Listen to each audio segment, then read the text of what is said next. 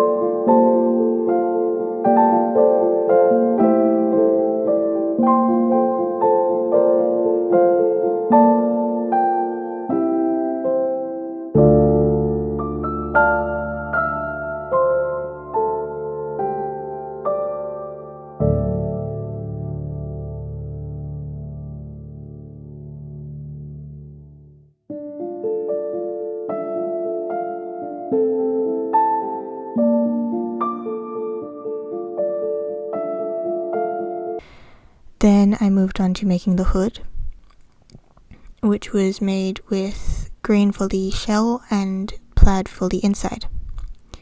And I stitched the center seam for both pieces individually, and then I stitched kind of like a bag line and then folded it back out so that it had the green on the outside, and then I essentially top stitched to make sure it stayed in place.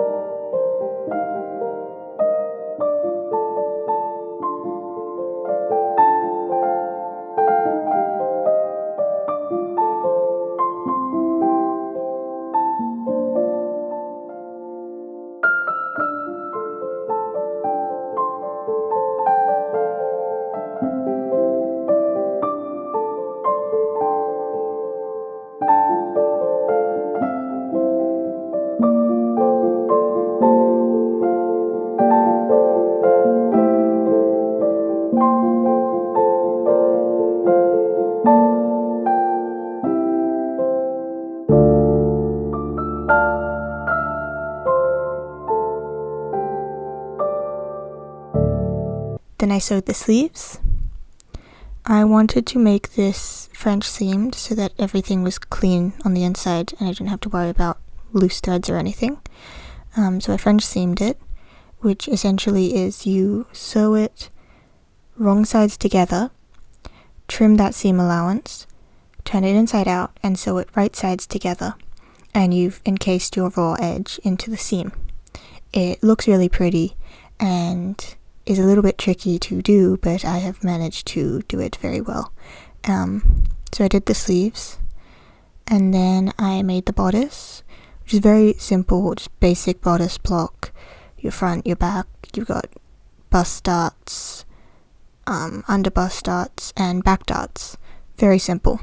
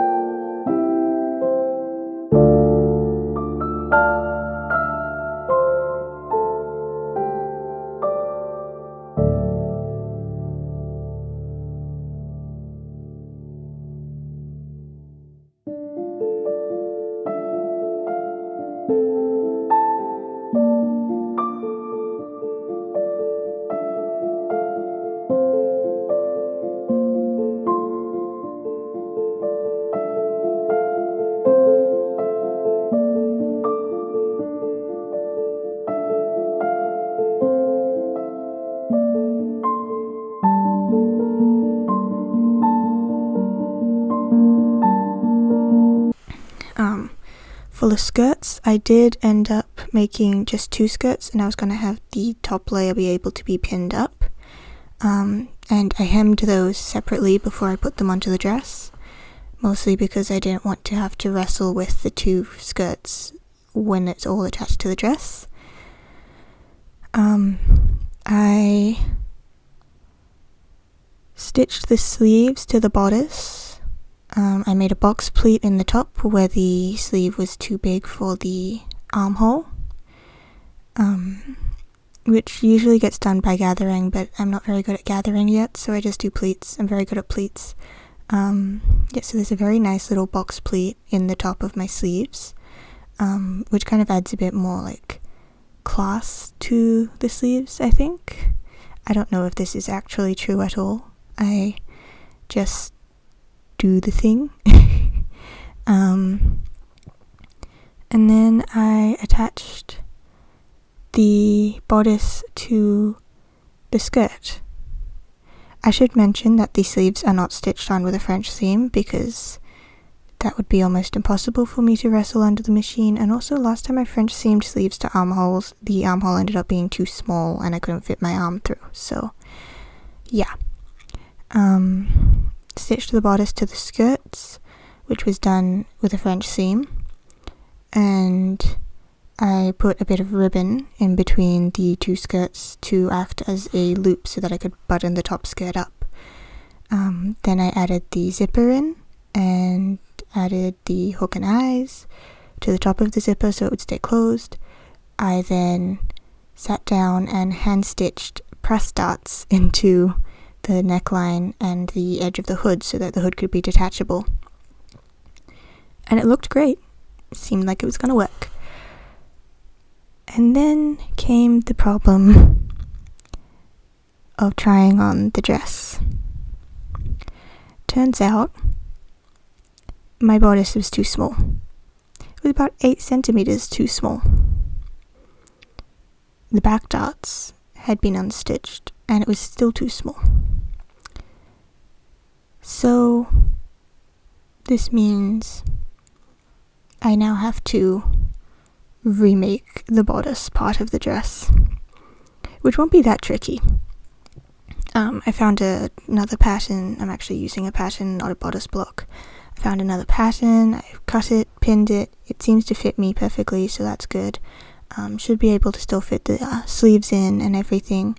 I am changing the way the skirts look because the fullness of the skirts do not quite work with the whole button-up idea.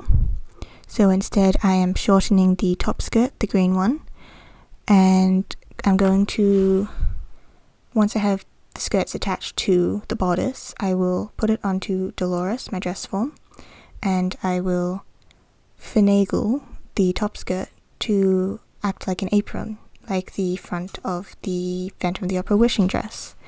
And so that will give it almost the same idea as what the original inspiration was, but it will be different.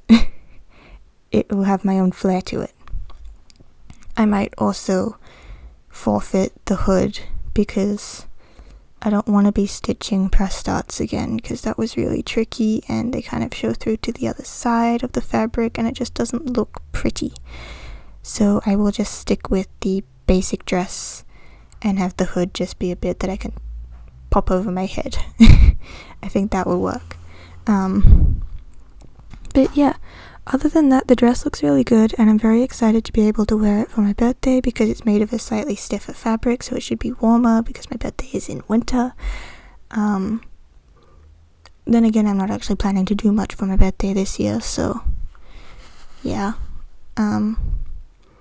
But yeah, I think the dress will look really nice, and when I complete the redo of the dress, I will put up a little short showing off the dress.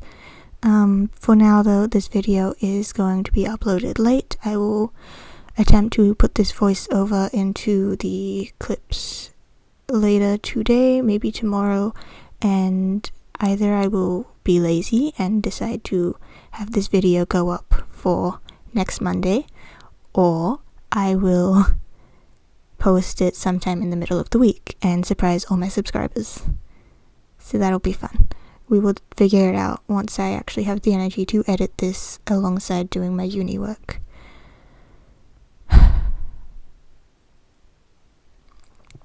I hope you enjoyed watching this little sewing video that is literally just me sewing. And yeah, I don't know what the next long form video would be. I am enjoying making the shorts. Yeah, I do know I will be making my sister a vest soon, so maybe I can record the process of that. It seems very simple. It's like 2 pattern pieces, and then a closure, so it shouldn't take that long to make. We'll find out. Thanks again for watching this, and I'll see you when I see you, I guess. Bye.